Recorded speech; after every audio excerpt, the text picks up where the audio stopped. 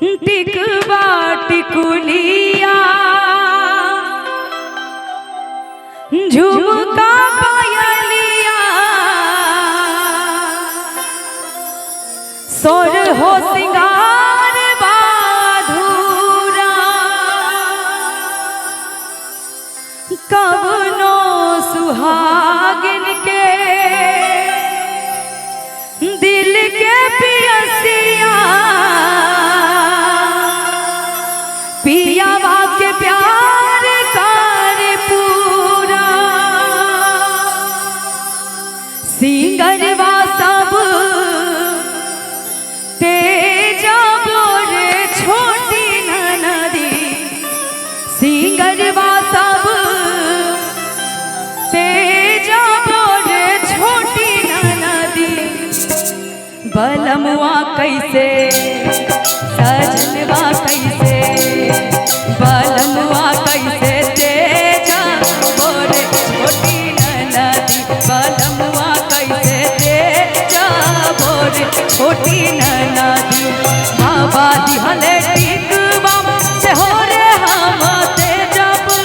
बाबा दिहले टिकवा से हो रे हम तेजब से हो रे हम तेजब बलमुआ कैसे सजनवा कैसे बलमुआ कैसे तेजा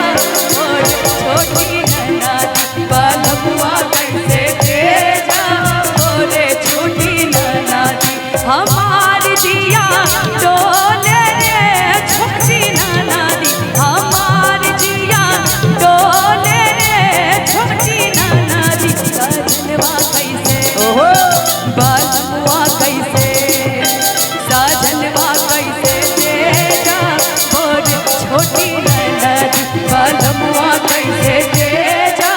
बोरे छोटी नदी क्या बात आहा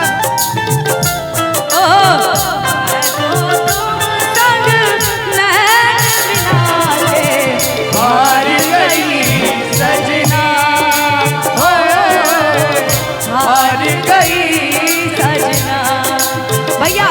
थोड़ा थोड़ा झूम लीजिए ज्यादा मजा आएगा हाँ वाह क्या बात है और मौसी को बहुत बहुत धन्यवाद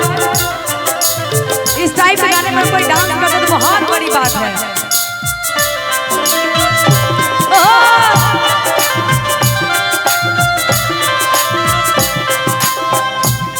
और कहते हैं नीमन घर पर नीक ससुरवा भाग से पावे कोई ई सब छूटल हमसे न बढ़ के कौन अभागिन होई हजनवा सब तेजा बोरे छोटी नदी हजनवा सब तेजा बोरे छोटी नदी बलमुआ कैसे सजनवा कैसे बलमुआ कैसे तेजा बोरे छोटी नदी बलमुआ कैसे तेजा बोरे छोटी नदी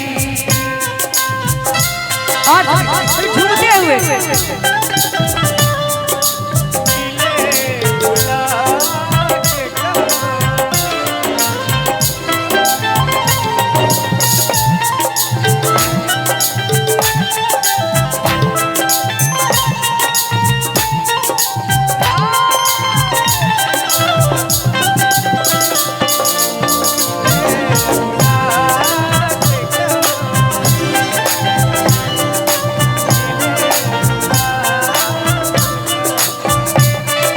क्या बात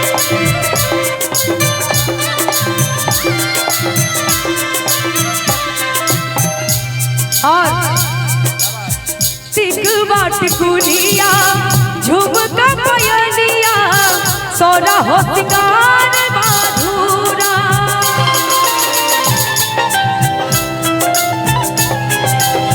टिकवा टिकुलिया झुमका पायलिया सोरा हो सिंगार बाधुरा